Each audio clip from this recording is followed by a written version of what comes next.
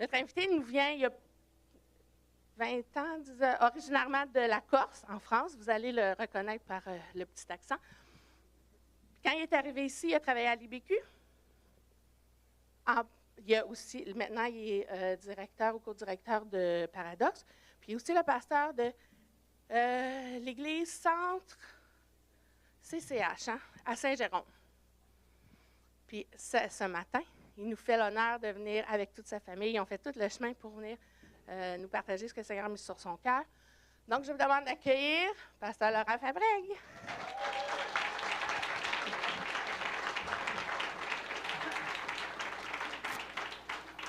Bonjour tout le monde, ça va bien? Yes, très heureux d'être avec vous ce matin. Beaucoup de vie, beaucoup de joie, c'est merveilleux, c'est super, oui, merci Seigneur. Ça fait du bien aussi, vous savez, on est humain et on est fait d'émotions. On se transmet aussi une certaine notion de spiritualité à travers nos rapports humains. Et j'ai bien aimé plusieurs choses qui ont été dites, de faire des activités d'église. Vivre la spiritualité, ça se vit ensemble, parce qu'il y a une dimension aussi que Dieu fait lorsqu'on est ensemble. Peut-être qu'on ne vit pas aussi de cette manière-là lorsqu'on est seul. Et moi, ça me dynamise ce matin, ça m'inspire, ça me fait du bien et je suis vraiment béni, privilégié aussi d'être ici. Je voudrais aussi remercier l'équipe pastorale, l'équipe de l'Église pour l'invitation. C'est toujours un honneur, un privilège. J'étais venu, quelqu'un qui me disait, ça fait longtemps que tu n'étais plus venu. Et c'est vrai qu'on a vécu des beaux moments aussi dans le passé. Donc, je suis déjà venu et ça fait vraiment du bien de voir combien vous êtes nombreux dimanche matin. C'est merveilleux, c'est extraordinaire. Et je voudrais aussi vraiment avoir une petite note aussi pour la jeunesse. Bravo! C'est tellement enrichissant, c'est tellement inspirant de pouvoir voir tout ce qui se passe, tout ce que les jeunes vivent encore aujourd'hui. Et c'est merveilleux. Et je sais qu'on a remercié beaucoup de monde. Je voudrais aussi qu'on puisse vraiment remercier, féliciter le travail de Pascal Archambault avec toute son équipe encore une fois. Est-ce qu'on peut la remercier qui fait un travail extraordinaire? Merci.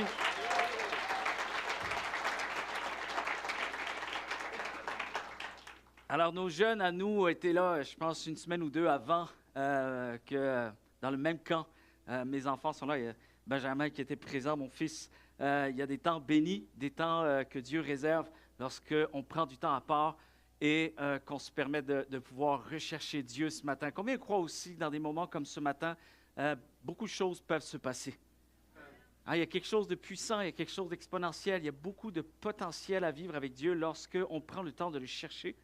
Et lorsqu'on prend le temps aussi de se disposer, souvent on est en mode de vouloir faire savoir à Dieu ce que nous aimerions vivre, ce que nous aimerions lui transmettre, et même des aspirations qu'on a, mais aussi prendre le temps de s'asseoir, d'interrompre toute activité et de pouvoir disposer notre cœur à entendre la voix de Dieu pour chacune de nos vies. Et c'est comme ça que ça se dynamise, la foi avec Dieu. Moi, j'aime une phrase que je dis souvent, à mon église, m'entendent souvent, mais j'aime dire que la foi, ça se vit à mi-chemin entre le cœur de Dieu et le mien.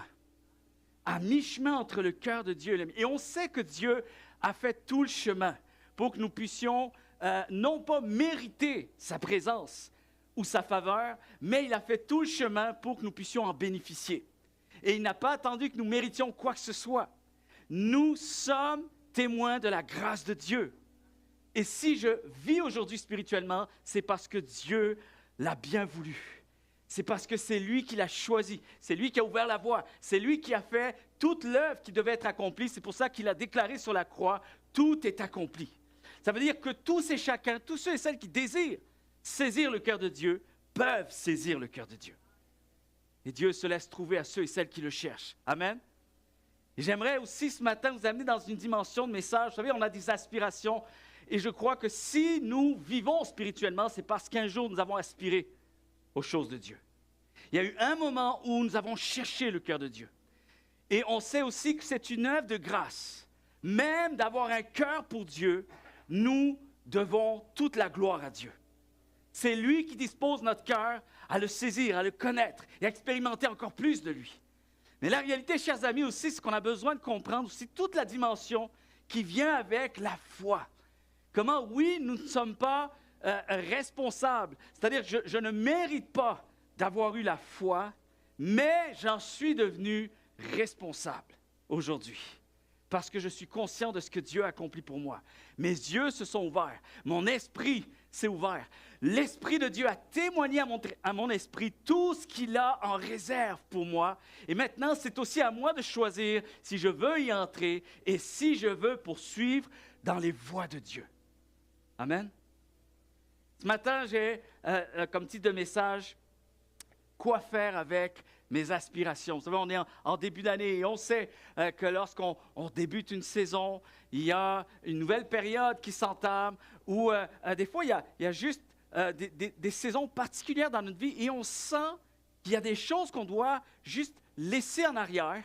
On sent qu'on passe à autre chose, quelque chose de nouveau qui est en train d'émerger dans notre cœur. Et bien sûr, la nouvelle année ne fait pas exception à la règle. Vous savez, la nouvelle année, on essaie, du moins j'espère, on essaie d'évaluer un peu 2023, comment a été 2023, comment ont été les résolutions que j'avais en début 2023 et comment j'ai terminé 2023 et comment je veux entrer dans 2024. Et surtout aussi, comment je veux terminer 2024. Souvent, on a le début, mais vous savez, la foi consiste aussi à avoir la fin en vue. La fin en vue. Je marche avec Dieu avec vision. Combien le croient? C'est important d'avoir des aspirations parce que la foi naît toujours d'une vision. La foi vient de ce qu'on entend vient de la parole de Dieu. Alors Dieu fait naître quelque chose en nous. Et nous commençons à poursuivre la chose qui nous brûle de l'intérieur. Cette chose que nous aspirons maintenant parce que nous y avons goûté, parce que nous avons vu tout l'effet positif que ça a sur notre vie. Et nous aspirons à quelque chose. Et j'aime dire ceci, que sans aspiration, en fait, la foi sans aspiration, ça n'existe pas. Vous remarquerez une chose, quand Dieu s'apprête à faire une œuvre dans la vie d'une personne, dans les Saintes Écritures, et on voit même juste à travers Abraham, qui va devenir le père de la foi. Ce qui est extraordinaire, c'est que Dieu avait une destinée pour cet homme, et pour pouvoir l'amener à devenir ce qu'Abraham devait devenir, qu'est-ce que Dieu a fait? La toute première chose que Dieu a fait avec Abraham, il lui a donné une promesse. En réalité, il lui a déjà dit ce qu'il allait finir pour être. Avoir la fin en vue, c'est ainsi que Dieu veut que nous concevions notre mesure de foi. Comment on marche avec Dieu? On marche avec une intentionnalité. On marche avec un désir profond. On marche non seulement avec un vouloir, mais la Bible dit que ce Dieu-là, celui qui produit le vouloir et le faire. C'est-à-dire qu'il y a un chemin qui se dresse devant nous. On n'a pas tous les reliefs, on n'a pas tous les détails. Et Dieu merci qu'on ne sait pas tout déjà à l'avance. Parce que la mesure de foi arrivera au moment où on en aura besoin, par sa grâce et par son esprit, sur le chemin qui est le mien. Mais je dois réaliser que le chemin est aussi celui que je désire. C'est le mien. Parce que j'aspire profondément à vivre quelque chose. Vous savez, on est dans ce début d'année et on redémarre une saison avec différents programmes. Vous savez, à notre Église, et je suis sûr que c'est comme ça aussi, j'entends, il y a plusieurs dates, plusieurs choses au programme. Et en fait, ce qu'on est en train de faire, ce que vous êtes en train de faire, comme on le comprend tout le monde, c'est que pour amener des gens à vivre quelque chose, il faut les inviter à venir à quelque part. Il faut se donner rendez-vous. Il faut préparer quelque chose, il faut organiser des choses. Donc, il faut créer un environnement pour ça. Et nous, on a aussi un programme qui est plus spécifique pour des gens qui peut-être sont pris avec des anciennes mauvaises habitudes. Vous savez, des fois, on vient à la foi, mais il faut défaire des nœuds. Et avec l'aide de Dieu, bien sûr, mais aussi avec des ouvriers, des leaders, des pasteurs qui ont des dons pour ça. Dieu les a appelés pour ça, qui sont devenus aussi, qui se sont formés pour ça. Il y a un programme que l'on offre comme une opportunité à des personnes de pouvoir cheminer vers de plus en plus de victoires dans leur vie. Et de plus en plus d'épanouissement, afin qu'aussi nous puissions saisir une compréhension plus grande du cœur de Dieu pour chacune de nos vies. L'identité, c'est quelque chose qui s'apprend. De comprendre qui nous sommes en Jésus-Christ, c'est quelque chose qui s'apprend en cours de chemin, en cours de route, une étape à la fois, une saison à la fois, un désir. et une opportunité de plus de pouvoir comprendre davantage le cœur de Dieu et comprendre qui je suis en Jésus-Christ. Et c'est incroyable comment les annonces, des fois, nous, on a une vidéo, l'annonce, alors il y a une petite musique en arrière, tu sais, on crée une émotivité, c'est super, on est humain, OK? Et là, tu sens des gens qui disent, il me semble que c'est pour moi. Alors tout d'un coup, il y a un désir. D'un coup, il y a comme, j'aspire à vivre ça. Il me semble que c'est ce que j'ai besoin. Il me semble que je me visualise. Et tout d'un coup, ça devient comme un rêve. Et comme une vision. Vous savez, c'est un peu ça que Dieu crée. Lorsqu'il nous déclare des choses sur ce que nous sommes appelés à devenir, en quelque sorte, ça nous brûle de l'intérieur. Ça ne vient pas comme avec une espèce d'indifférence. Non, je ne reste pas indifférent. C'est même quelque chose qui m'allume et dont j'aspire maintenant. Et la beauté de ça, c'est qu'ensuite, et là, je veux le faire. Tu sais, t'entends l'opportunité, t'entends l'invitation, t'entends le programme, je veux le faire. T'entends des gens, oui, je veux le faire, ça c'est pour moi, je veux le faire. Et tout d'un coup, on dit, alors inscrivez-vous, et pendant 12 semaines, nous allons cheminer ensemble. Pendant 12 semaines, nous allons vous inviter à travailler sur des choses. Et tout d'un coup, tu sens le rêve, il est moins flamboyant. Il nous remue un petit peu moins de l'intérieur. Et pourtant, il s'agit bien d'une aspiration, oui, que des fois on le sait, on est conscient, j'en suis conscient, c'est ce dont j'ai besoin.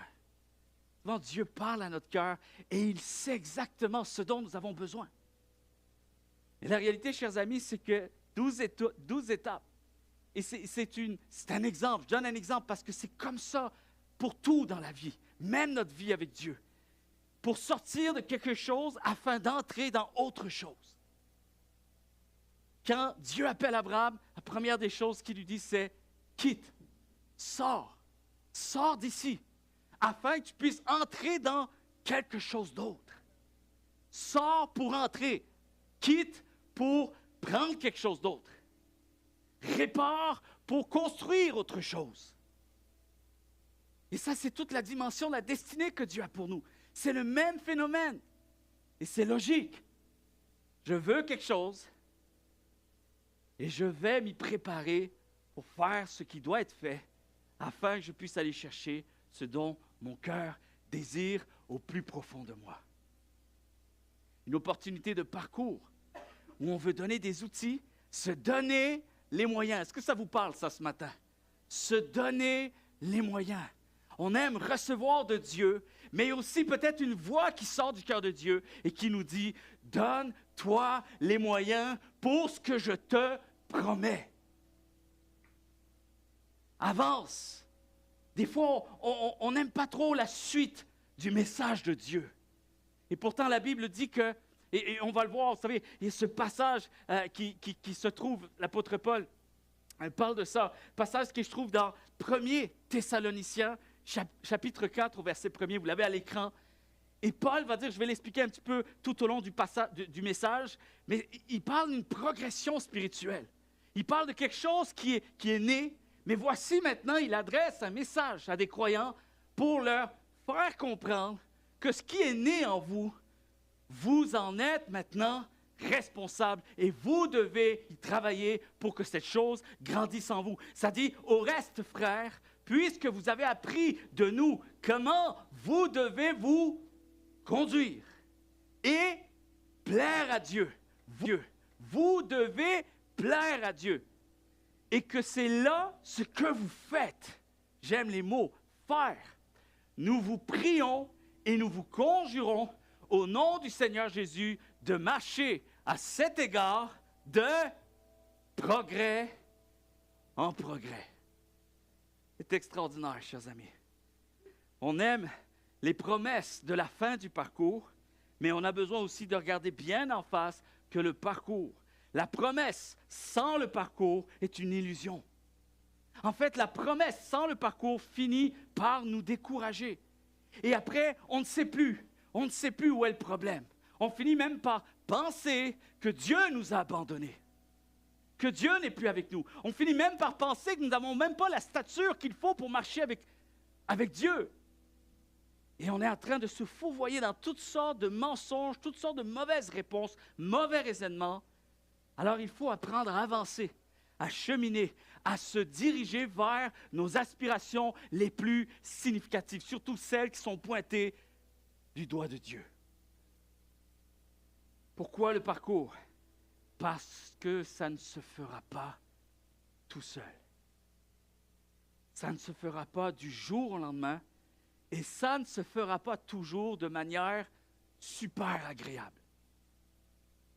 Et pour ceux et celles qui vivent comme moi dans ce monde ici-bas, peut-être qu'on a besoin de réaliser qu'il y a des choses que nous avons acquises aujourd'hui, que si on se projette un petit peu dans le passé et on s'aperçoit qu'il a fallu qu'il y ait une certaine notion de temps, une certaine notion de progression, de travail, d'études. Il fallait qu'il y ait une notion de parcours et de chemin à parcourir.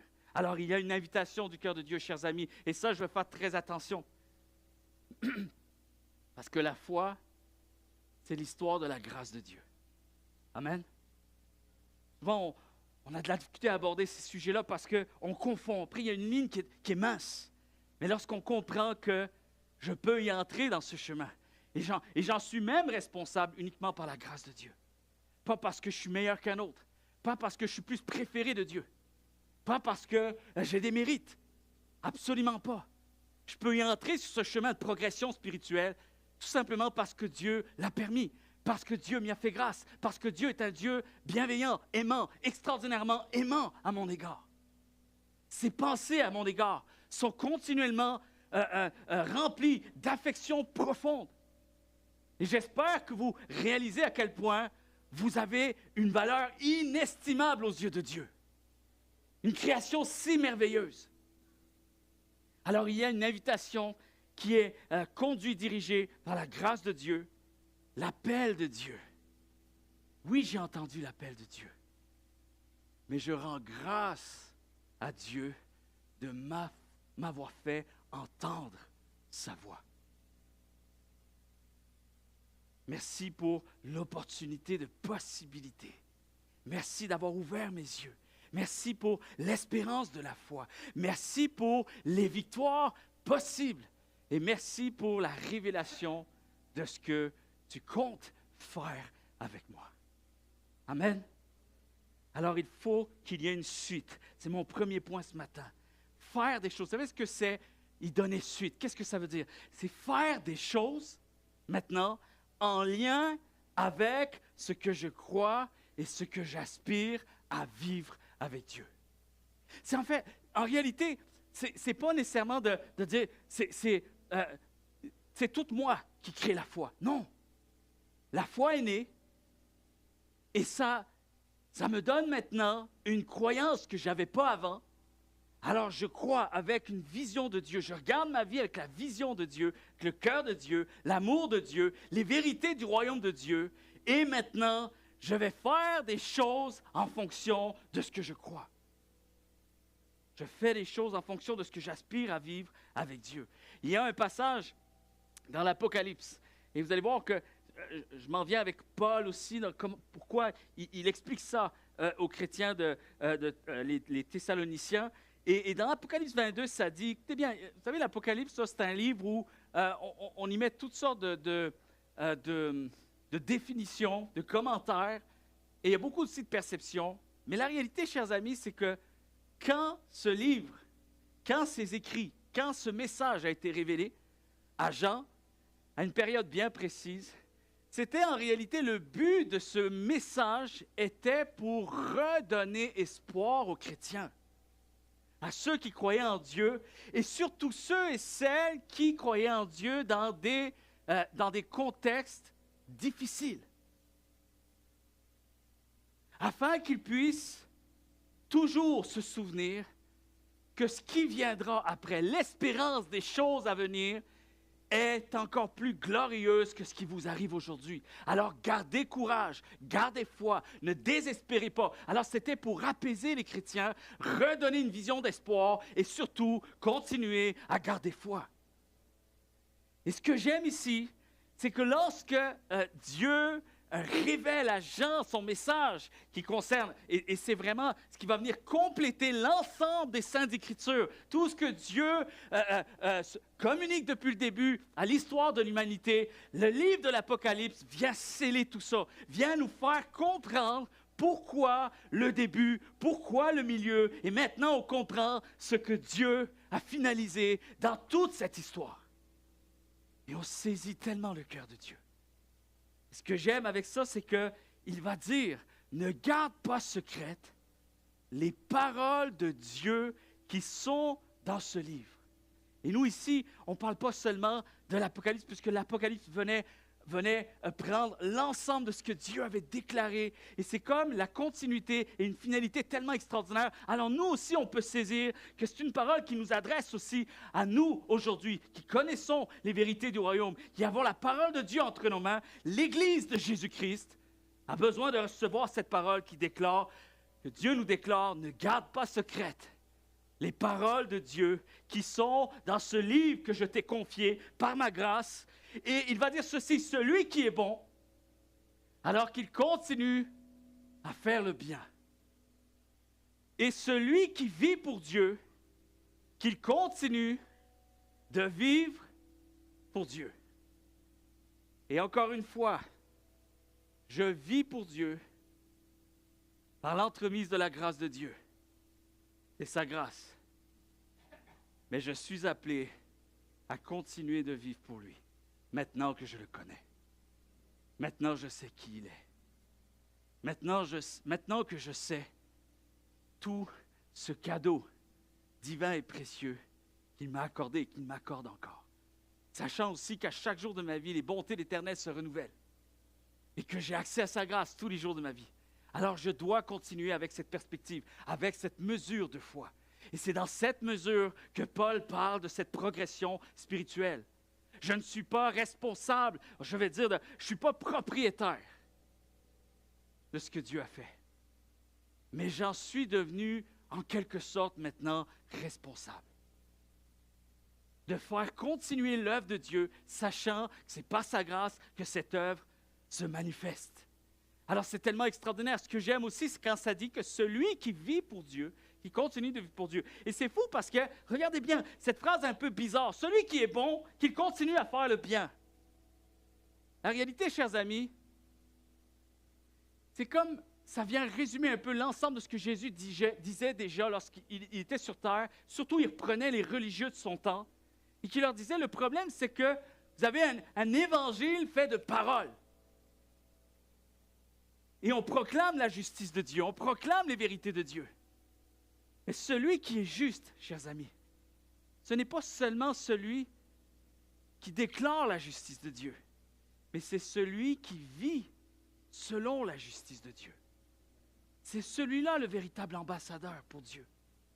C'est lui qui atteste qu'il croit vraiment. Parce que sa vie en est devenue l'exemple, témoin, une démonstration de sa foi. Et c'est là qu'on comprend davantage la différence entre ce que Paul disait, ce n'est pas par les œuvres qu'on est sauvé. Bien sûr, je ne peux pas naître par la foi, par moi-même. Mais Jacques va dire, mais si tu n'as pas les œuvres, ta foi est vaine. Alors, ce n'est pas pour dire qu'il faut que tu aies les œuvres pour que tu aies la foi, non. C'est qu'en fait, tu as les œuvres, donc je comprends que tu as la foi. Et la Bible nous fait comprendre qu'il y a le faire. Vous savez, vous ne l'avez pas à l'écran, mais Philippiens chapitre 2, verset 13, ça dit que Dieu travaille en nous. Combien croient que Dieu travaille en nous? Est-ce qu'il y en a ici, vous êtes convaincus que Dieu travaille en vous? Amen. Ça veut dire que Dieu travaille. On va se donner un autre synonyme, OK? Dieu construit. Dieu bâtit quelque chose en nous. Et quand on bâtit, on finit par le voir. On finit par voir qu'il y a un chantier. Vous savez, écoutez, chez nous, là, bon, c'est jamais dans les bons moments. On nous avertit jamais assez à l'avance. Mais tout d'un coup, il y a des travaux qui prennent place juste là où il ne faut pas. Là où tu passes toujours, puis là, tu n'avais pas prévu ce matin-là. Mais il y a des chantiers. Et en général, tu t'attends à ce que si on m'indique qu'il y a des chantiers, Ça veut dire qu'à la fin du chantier, lorsque les panneaux, les festivals de cônes orange vont être disparus, tu t'attends à ce qu'il y ait une différence entre l'avant-travaux, après-travaux. Malheureusement, au Québec, ce n'est pas toujours le cas. Tu te dis, mais... Puis tu sais, des fois, tu as deux images, les différences. Il faut que tu trouves les différences. Tu trouves les 4 premières, les 3 dernières, tu ne sais pas où elles sont. Tu ne les vois pas. Et là, tu cherches. Des fois, c'est un peu comme ça. Mais parfois, chers amis, il y a du vrai. Tu sais, quand quelqu'un dit plante un panneau, dit ici, il va y avoir des travaux. Ici, il va y avoir des changements. Ici, on va construire quelque chose qu'il n'y avait pas avant. Et quand les panneaux se terminent, tu vois la différence. Tu vois que la route a été agrandie.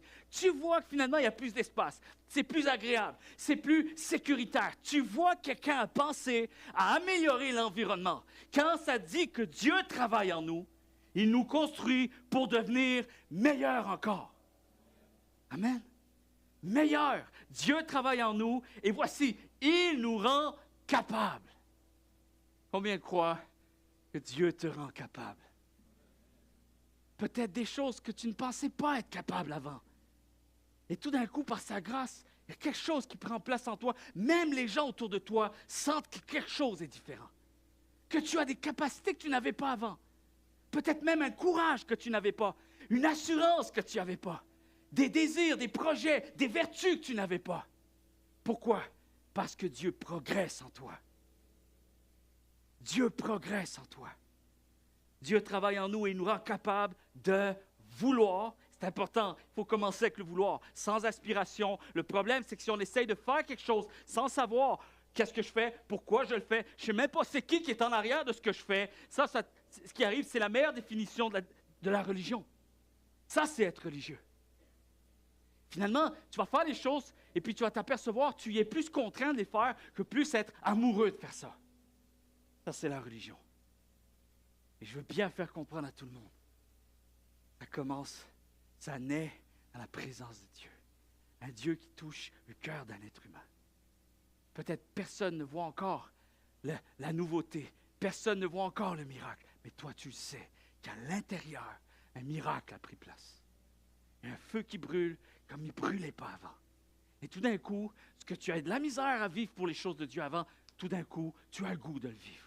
Et tout d'un coup, c'est plus devenu une contrainte, c'est plus devenu une corvée, c'est plus des traînes c'est plus des pieds qui traînent, c'est devenu un cœur tellement émerveillé de ce que Dieu fait en moi que ça sort tout seul.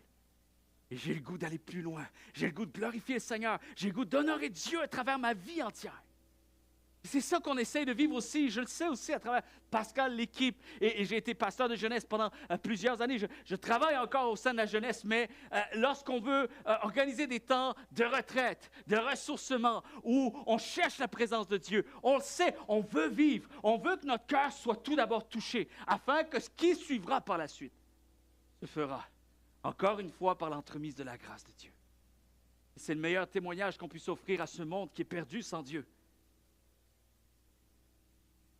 Et j'aime, lorsqu'on regarde ici, c'est Dieu qui produit le vouloir et le faire, de faire les actions qui lui plaisent. C'est ça, ça dit dans les Saintes Écritures. Vous savez, ça dit, celui qui a faim et soif de la justice de Dieu. Jésus a parlé de ça dans les Béatitudes. Celui qui a faim et soif de la justice de Dieu. Vous savez ce que ça veut dire? Ça veut dire celui qui a faim et soif de vivre comme Dieu le demande. Lorsqu'on étudie dans le sens littéral, comment les écrivains de l'époque l'ont écrit, c'était avec des mots qui disaient spécifiquement que celui qui a faim et soif de vivre comme Dieu le demande. Pas juste d'aspirer aux choses de Dieu, mais d'y donner suite à ce feu qui brûle. Et Jésus a dit aussi, et vous ne l'avez pas à l'écran non plus, Jésus a dit que celui qui va persévérer jusqu'à la fin, celui-ci sera sauvé. Autrement dit, c'est le résultat à la fin qui compte. C'est pourquoi la Bible nous dit, à travers Salomon, dans le livre d'Ecclésiaste, ça dit que la fin d'une chose vaut mieux que son commencement. Son commencement, c'est bien, il faut la ligne de départ, mais il faut que nous réalisions qu'il y a une suite à donner. La deuxième chose, c'est qu'il faut que nous acceptions d'en être le principal responsable. Et ça, c'est aussi tellement extraordinaire lorsqu'on marche avec cette vision-là du cœur de Dieu. Avoir une foi avec cette vision-là, ça change tout. Ça dynamise notre foi. Ça vient lui donner un sens supplémentaire. Ça vient faire en sorte que notre foi devient plus concrète, plus tangible. Parce que j'en suis responsable. Amen. À mi-chemin entre le cœur de Dieu et le mien. Vous savez, la Bible utilise des mots, je veux vraiment attirer votre attention. Écoutez-moi. La Bible utilise des mots comme que l'Église, les chrétiens sont devenus maintenant des intendants de Dieu. Pour ceux peut-être qui ne sont pas familiers, vous allez voir, il y a des mots comme ça, il y a plusieurs paraboles, il y a des histoires, il y a des vérités, des enseignements, et vous allez voir les mots comme intendant, serviteur, ambassadeur, dispensateur, représentant, messager et témoin. Ces mots-là sont très forts. Et ça concerne ceux et celles dont la foi est née en eux par l'Esprit Saint. Ça concerne ces gens-là. Et maintenant, Dieu les appelle intendants, serviteurs, ambassadeurs, dispensateurs, représentants, messagers et témoins. Vous savez ce que ça veut dire, intendant? C'est bien. Le mot intendant, quelqu'un qui est un intendant de Dieu, ça veut dire une personne qui gère ce qui ne lui appartient pas, mais dont il est devenu responsable de maintenant protéger et de faire fructifier ce que Dieu lui a confié.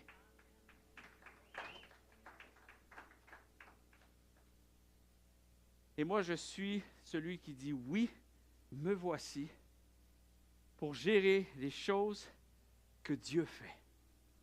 Être responsable de ce que Dieu veut faire encore plus dans ma vie. Il me semble que c'est libérateur. Souvent, les gens ont peur de messages comme ça parce qu'on a peur de tomber de l'autre côté et qu'on oublie la grâce de Dieu. On oublie l'humilité. On oublie que c'est l'Esprit Saint qui fait l'œuvre en nous. Mais j'aime et je suis dynamisé lorsque non seulement j'ai reçu l'Esprit Saint, mais je garde en vue l'Esprit Saint dans ma vie pour ce que maintenant Dieu m'a confié de faire avec. C'est extraordinaire. Je ne sais pas si ça fait une différence dans la notion des choses. Rien dans la vie n'est une possession permanente. Alors, je vais nuancer pour finalement comprendre, mais comment on avance en étant responsable? Écoute bien, rien dans la vie n'est une possession permanente. Et la vie va nous apprendre une chose, vous savez, Dieu va nous apprendre une chose, que la vie me reprend ce dont je me croyais responsable, je me croyais propriétaire. Il y a une différence entre propriétaire et responsable. La vie avance et elle nous met et elle nous mettra encore face à toutes sortes de changements, qu'on le veuille ou non. Même si on dit « Ah non, moi je suis spirituel, ça ne m'arrivera pas. » Ah non, moi j'ai la foi, ça ne m'arrivera pas. Plus tu vas avancer, tu vas apprendre une chose à propos de la vie. Elle avance et elle va te mettre face à des changements. Chaque année possède son lot de changements. On fait une résolution de nouvelle année en réalisant que la nouvelle année ne sera probablement pas celle d'hier ou avant-hier. Chaque année possède son lot de changements. Il y a des choses que je pensais permanentes pour s'apercevoir que non.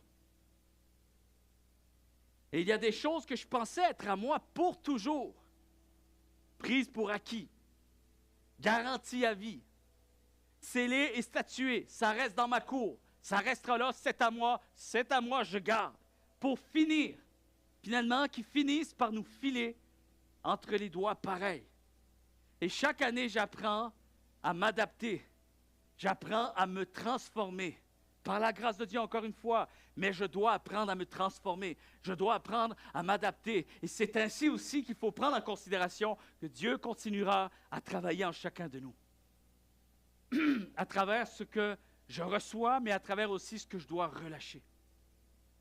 À travers des victoires, mais à travers des deuils aussi.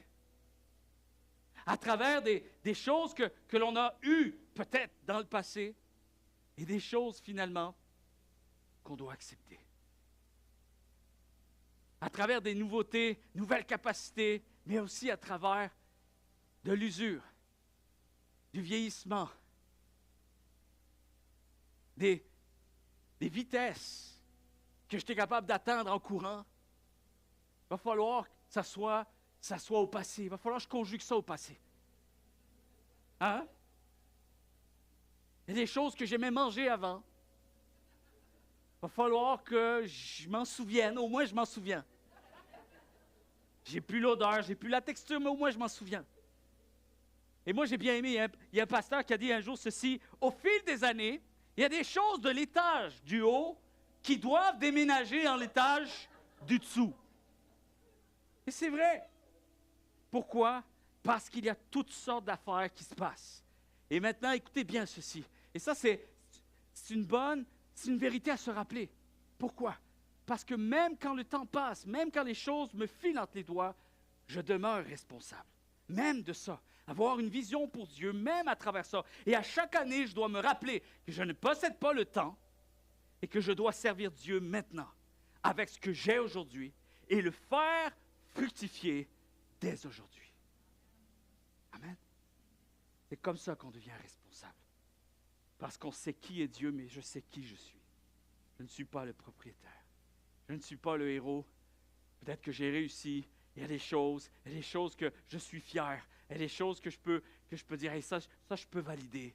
Mais je ne serai pas toujours celui qui sera capable toujours de faire ce que je prévois faire.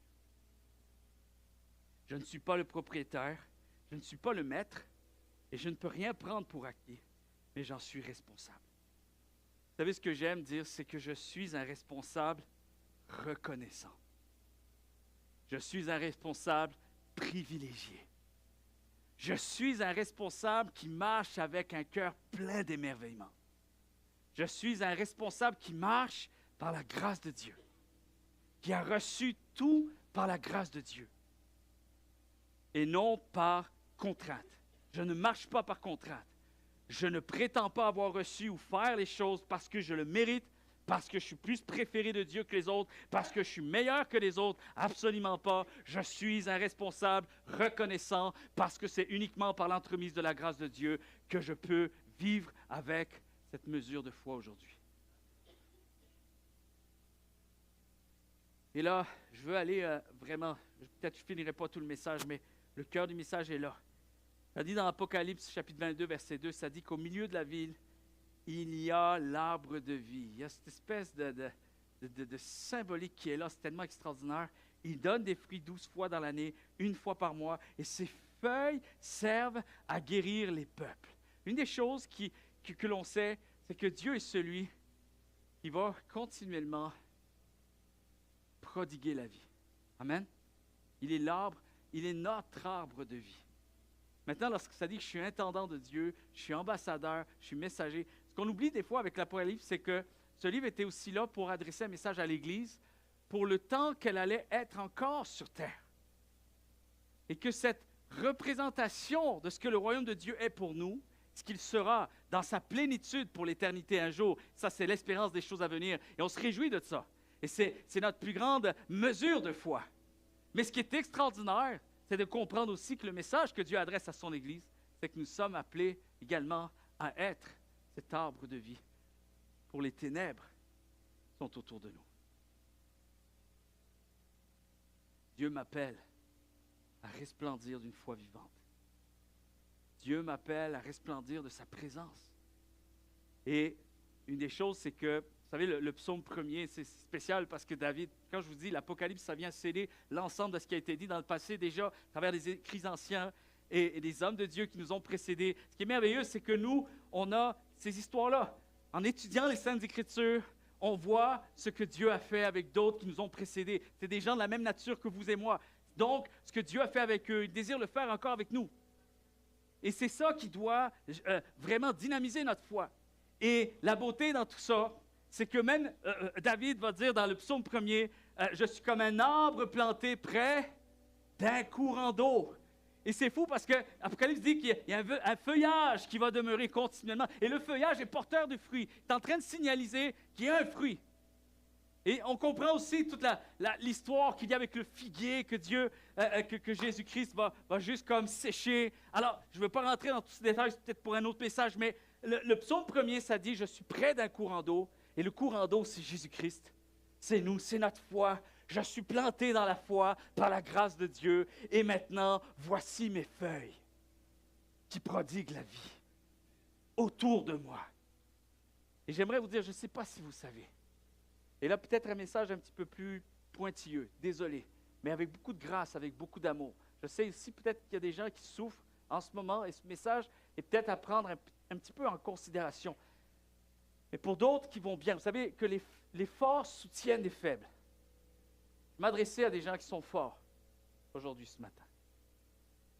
Et aussi, je crois que ça peut faire du bien à ceux qui peut-être ont besoin encore un peu plus de gens forts autour d'eux parce qu'ils passent par des moments de faiblesse. Et quand le moment de faiblesse va se transformer en victoire pour certaines personnes, écoutez-moi, n'oubliez pas ce message parce que tu vas devoir redonner quelque chose avec ce que Dieu aura reconstruit dans ta vie. Et écoutez bien, pour ceux qui sont forts, que Dieu vous bénit, que Dieu vous a fait avancer dans des victoires, dans des acquisitions, dans des possessions. Vous aviez des rêves et ces rêves se sont accomplis. Vous avez la louange de son nom dans votre bouche. Vous avez cette célébration, cette adoration dans votre vie, cette foi. Écoutez-moi. Souvent, on ne réalise pas. Est-ce que vous saviez que la Bible mentionne, dans toutes les Écritures, quand on prend le temps d'étudier, on s'aperçoit qu'il y a 8 choses pour lesquelles nous allons être redevables devant Dieu. Est-ce que vous saviez ça? Pour ce qu'il aura fait par sa grâce dans notre vie. Ce n'est pas que j'ai à lui rendre. Ce n'est pas que la foi est devenue conditionnelle. Mais j'ai été appelé à être responsable et Dieu va dire, qu'est-ce que tu as fait maintenant avec ce que je t'ai confié? Et on sait qu'il y a des histoires comme ça que Jésus lui-même a enseigné.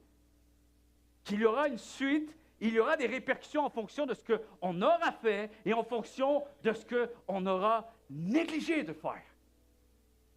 8 choses, et c'est très important, je pense que ça apparaît à l'écran, c'était sur le PowerPoint. 8 choses. La première des choses te sera redemandée. Écoute-moi, ton temps te sera redemandé. C'est drôle, je vois des cellulaires, mais à mon église, c'était pareil. Quand j'ai mis ça, je dis, ça, je vais le prendre. Il y a même des gens qui m'ont dit à la fin du message, ils disent, quand on va rentrer, on va l'imprimer, on va le mettre sur notre frigidaire. À tous les jours, on veut savoir, on sort, il y a peut-être une de ces 8 choses que Dieu va nous demander des comptes. La première des choses, ton temps te sera redemandé. Parce que tu en es responsable et parce que c'est l'outil que tu as entre les mains. Tu as des rêves, tu as des aspirations, tu dois utiliser ton temps pour ça. Tu dois gérer ton temps en fonction de ce que tu aspires à vivre de manière plus significative pour ta vie. Ça va? La deuxième chose, et ça on oublie, il y a des gens qui m'ont dit, moi je pensais qu'il y en avait juste 3. J'en ai appris 5 autres. Tes aptitudes naturelles te seront redemandées. Ça veut dire quoi? Ça veut dire que tu es né avec quelque chose dont tu es bon et que tu n'as pas le mérite de recevoir les éloges. Ça t'a été donné. C'est pour ça que Paul, des fois, il enseigne à des chrétiens, il dit, mais pourquoi vous vous comportez comme si ce que vous aviez, c'est vous qui l'avez créé? Qu'en réalité, vous avez reçu quelque chose par grâce. Avancez avec un témoignage, justement, qui témoigne que vous êtes un témoin de la grâce de Dieu. Soyez le témoignage du Créateur. Soyez le témoignage de celui qui a créé quelque chose et tu es parti avec une ligne de départ. Et Dieu t'a créé pour une raison spécifique. Dieu t'a créé pour un but. Dieu t'a créé avec une raison d'être. Il ne t'a pas créé avec une identité seulement. Il t'a créé pour une destinée. Et en fonction de qui tu es, tu dois être responsable pour finalement ce que tu es devienne ce que tu dois faire. Alors tes aptitudes naturelles te seront demandées, ça veut dire tes dons, tes talents de naissance, ce que tu as reçu sans mérite. La troisième chose qui nous seront demandées, c'est notre énergie. Et là encore une fois, que Dieu soutienne les faibles et que l'Église également soutienne les faibles. Que ceux qui sont forts soutiennent les faibles. Mais toi qui es fort, toi qui es en santé, toi qui as des aptitudes aujourd'hui, toi qui as de l'énergie, toi qui as la capacité de pouvoir faire des choses aujourd'hui, peut-être hier tu ne pouvais pas, peut-être que demain tu pourras de moins en moins, sache que cette énergie te sera redemandée. Tu es là? Je m'attendais à ce que ça soit un petit peu plus froid comme ambiance. Ça va, j'assume. Je reste fort. Quatrième chose, tes opportunités te seront redemandées. Tes positions professionnelles, le privilège que tu as peut-être à avoir bâti une carrière.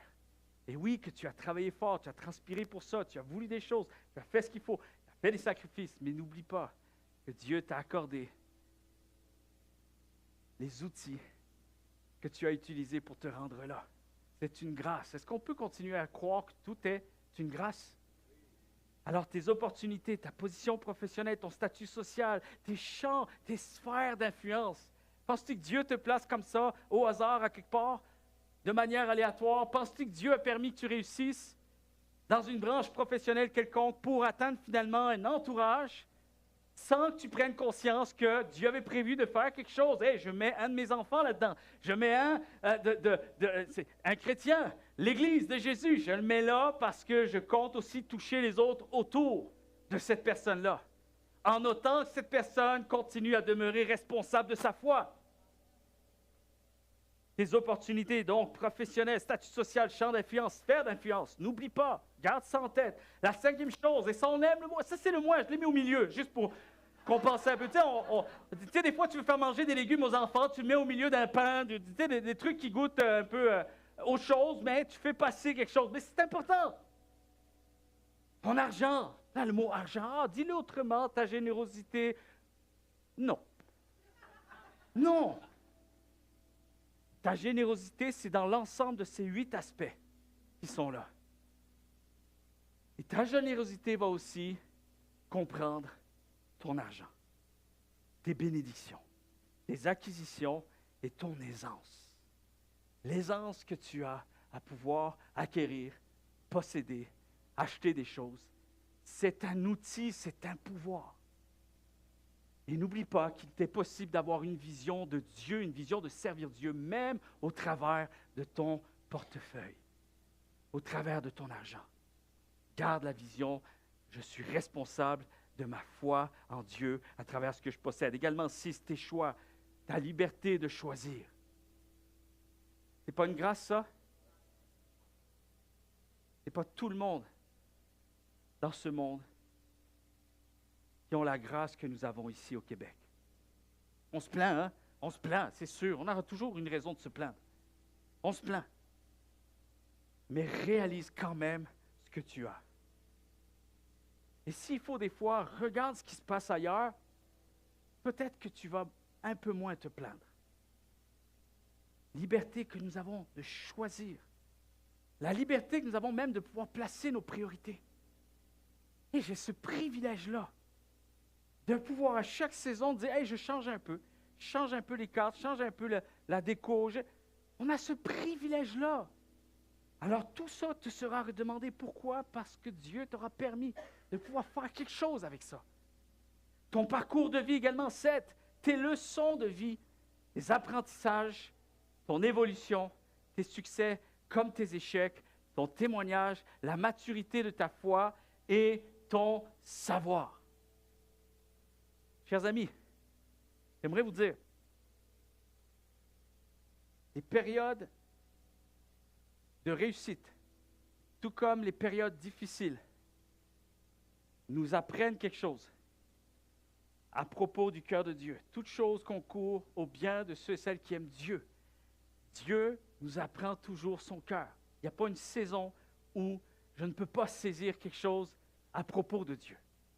Et peu importe le parcours, on ne se compare pas à d'autres, mais c'est le chemin que parfois Dieu permet que je puisse avoir afin que je sois une autre personne, afin que mes yeux s'ouvrent, que peut-être dans d'autres circonstances, je n'aurais pas pu apprendre les mêmes choses si j'avais été dans d'autres circonstances. Alors Dieu sait ce qu'il fait, mais au travers de tout ce que j'ai appris, les leçons de ma vie, les saisons plus difficiles, j'ai grandi, j'ai maturé, j'ai été fortifié dans ma foi. Et les choses que je ne savais pas à propos de Dieu avant de passer par certaines saisons, certaines périodes. Et aujourd'hui, je sais, Job va dire, avant, j'avais entendu parler de toi. Et aujourd'hui, mes yeux t'ont vu. Et après ça, c'est un autre homme qui resplendit d'une foi vivante et qui redonne, même au travers de l'apprentissage et des leçons du parcours de vie. Et la 8e chose, et je termine avec ça, pendant que les musiciens viennent s'approcher, s'il vous plaît, tes temps avec Dieu. Ça des fois, on oublie. Vous avez des moments de prière. J'ai bien aimé les annonces. Je pense que vous sortez d'une semaine de prière, il y a d'autres réunions de prière, il y a une retraite. Il y a des temps qu'on prolonge à la présence de Dieu. Et combien ici peuvent dire, ouf, on a été bénis?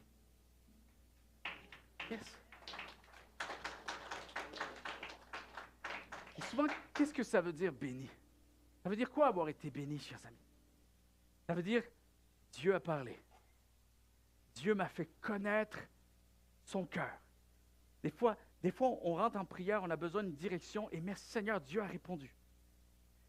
J'ai besoin d'une vision d'avenir. Dieu m'a donné une vision d'avenir. Je sais ce qu'il attend de moi. Souvent, on a juste besoin d'être fortifié pour s'apercevoir finalement que Dieu est celui qui fortifie encore aujourd'hui. Et Dieu est celui qui répond à celui qui crie à lui. Amen. Ce que j'aime, pendant que oui, le pianiste peut commencer à jouer, s'il vous plaît. Oh, OK. Les temps avec Dieu. Dieu est celui qui va nous redemander ces temps que nous aurons vécu avec lui. Et c'est bien ceci. Ça, c'est la partie qu'on ne pense pas parce qu'on veut retourner vite dans la présence de Dieu et on y va autant qu'on en a besoin. Et lorsque Dieu se révèle, lorsque Dieu nous permet que nous puissions le contempler, puissions apprendre plus de lui, le voir comme avant, je ne le voyais pas. Lorsqu'il y a des temps de prière, d'intercession, et lorsqu'on parle même des temps de réveil, j'ai vécu des temps de réveil où mon cœur a été éveillé à quelque chose, un élan de foi, de louange, d'adoration, d'intercession. Chers amis, ces moments-là, ces temps-là seront redemandés à l'Église. Qu'est-ce que tu as fait avec tous ces temps où je t'ai communiqué mon cœur? J'ai parlé à ton cœur, j'ai appelé à ton cœur, j'ai fait entendre ma voix, je t'ai donné une direction, j'ai permis que tu sois une bénédiction, j'ai permis que tu sois aussi une réponse pour quelqu'un d'autre. Je t'ai révélé des choses. Qu'est-ce que tu fais? Qu'est-ce que tu as fait avec ce que je t'ai confié? Amen. Et je viens sceller ceci. 1 Thessaloniciens, chapitre 4, verset 1er, on retrouve ce passage. Au reste, frères, puisque vous avez appris de nous comment vous devez vous conduire et plaire à Dieu, et que c'est là ce que vous faites, nous vous prions et nous vous conjurons au nom du Seigneur Jésus de marcher à cet égard de progrès en progrès. Le verset se termine par l'idée que les croyants devraient marcher à cet égard de progrès en progrès. Mais comment? Et Paul va dire, vous avez appris de moi. En réalité, il a dit, je vous ai exposé ma vie, toutes mes situations, mes saisons, autant lorsque nous étions dans des palais, autant lorsque nous étions dans des prisons, autant lorsque nous avions de quoi manger et autant lorsque nous souffrions de nourriture, lorsque nous pouvions dormir tranquillement, mais lorsqu'aussi nous ne pouvions pas dormir, nous manquions de sommeil. Vous savez à quel point on a été bénis et vous savez à quel point on a été également éprouvés. Et vous nous avez vus marcher, redonner, être responsable de ce que Dieu a commencé de faire en nous. Celui qui commence cette œuvre en nous est celui qui l'achèvera à la perfection. En autant que j'accepte d'être maintenant responsable de ce que Dieu veut faire à travers ma vie. Cela signifie que la foi chrétienne n'est pas statique, mais elle est un cheminement de croissance continue. Les croyants sont encouragés à s'améliorer constamment dans leur relation avec Dieu et surtout aussi dans leur façon de vivre leur foi. Tantôt une saison on avance, tantôt une saison où on lutte. Avez-vous de la difficulté lorsque vous passez en tant que chrétien, vous passez des moments de lutte? Tout d'un coup, on remet un peu les choses en question. J'aimerais dire à quelqu'un, Dieu continue de faire de toi le responsable de ce qu'il a confié dans ta vie. Il croit en toi. Il t'a confié quelque chose. Il est en train de travailler quelque chose afin que tu puisses avoir une foi qui resplendit autour de toi. J'aimerais dire, je veux juste continuer, je finis. J'ai encore 4 phrases. Ça va? C'est pas trop pire? Ça va? Connaissez, vous savez ce qu'on... Les prédicateurs, pendant que je termine, non, je termine pas. Mais je vais terminer. J'aime parce que Parfois, il y a des saisons où on avance, parfois, il y a des saisons où on lutte. Parfois, il y a des saisons où on avance, puis de progrès en progrès. Écoutez bien ceci. Personne n'est exclu de ça. Et j'aime Jésus de tout mon cœur depuis maintenant 26, bientôt 27 ans. Je passe du temps tous les jours avec Dieu. Et je cherche à savoir comment je peux devenir encore plus responsable de ce que Dieu m'a confié. Avec une vision de grâce, de reconnaissance, privilège. Tout ça, je préserve ma foi, veille à ta foi. C'est ne pas tomber dans la religiosité, ne pas tomber dans l'excès de penser que maintenant, je suis devenu quelqu'un, je suis meilleur qu'un autre. Non, je garde l'humilité. Mais une des choses, c'est que je continue à être responsable. De progrès en progrès. C'est facile. On dit, moi, je suis responsable de ce que Dieu m'a confié lorsque tout va bien. Mais je continue à être responsable de ma foi, de déception en déception. Je continue à être responsable de ma foi. Pourquoi? Parce que je sais que même les déceptions finiront par me faire comprendre quelque chose. Alors, de déception en déception, oui, mais tu vas t'apercevoir une chose, de compréhension en compréhension, les yeux s'ouvrent. Des yeux qui s'ouvrent encore et encore plus. De faiblesse en faiblesse, oui, mais de mieux en mieux. Une saison à la fois, une lutte à la fois, un combat à la fois. Ça dit de progrès en progrès, une lutte à la fois, une dépendance à la fois, une emprise à la fois, une captivité à la fois, une peur à la fois, une brèche à la fois. Mais aussi de grâce en grâce, de victoire en victoire. J'accepte les luttes, alors je crois qu'il y aura une grâce. J'accepte les déceptions, j'accepte l'échec, mais je crois qu'il y aura la victoire, de victoire en victoire, de témoignage en témoignage, de semence après une autre semence, un fruit après l'autre, un miracle après l'autre. Une délivrance après l'autre, une louange après l'autre, une adoration après l'autre, une révélation du cœur de Dieu après l'autre, une saison, un élan de foi, une croissance, une stature, un ministère, une lutte avec Dieu, grâce par grâce.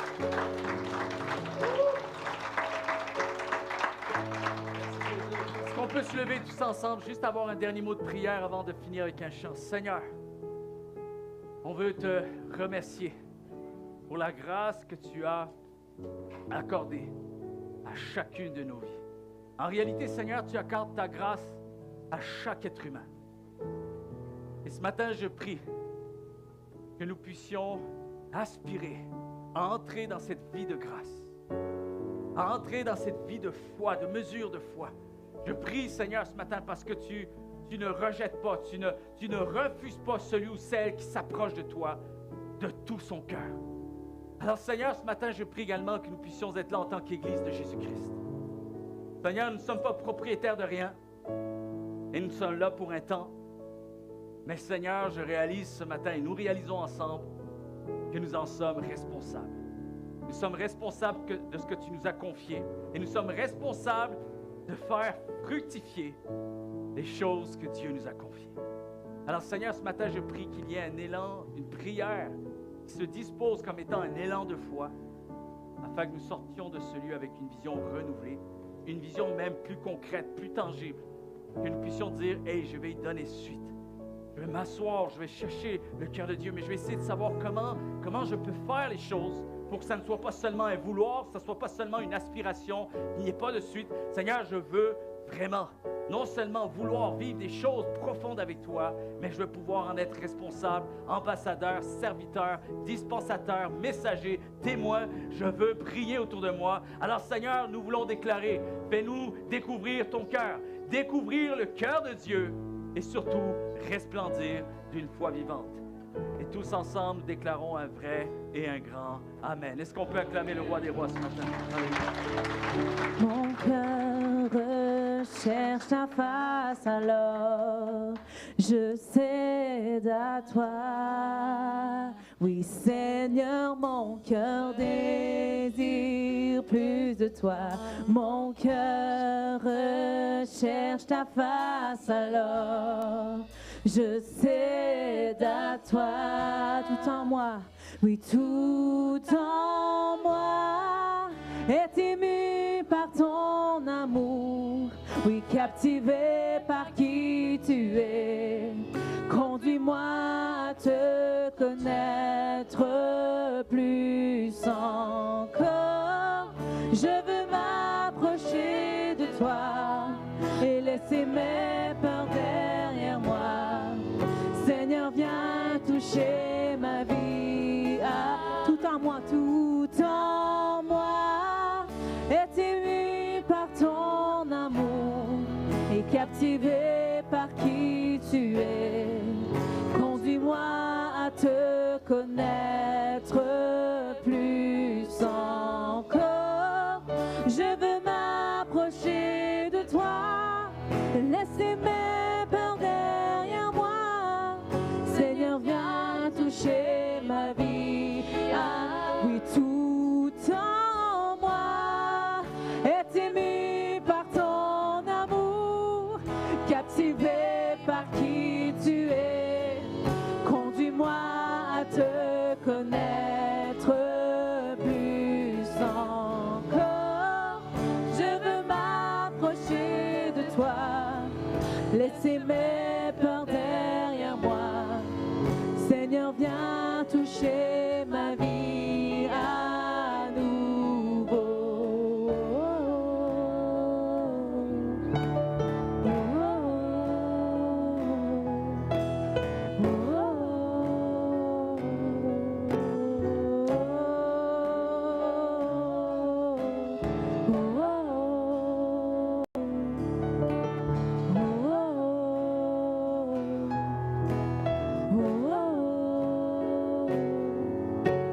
Qu'on peut juste chanter ensemble à toi j'ouvre mon cœur, Seigneur. Et ça peut être notre dernier cri du cœur ce matin.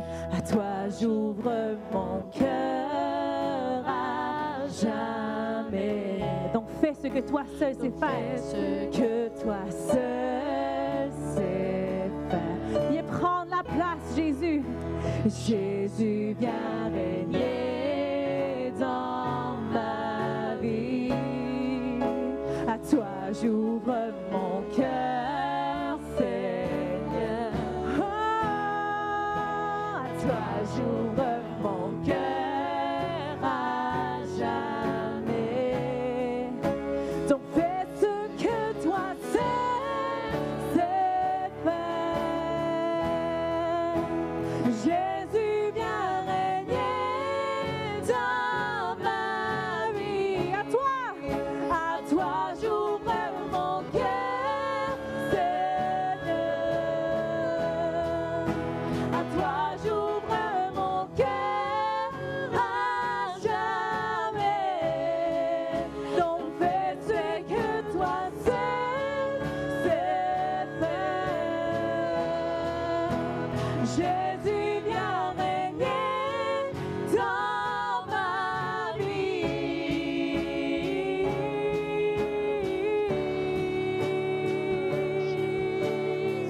Viens régner dans nos vies, Seigneur.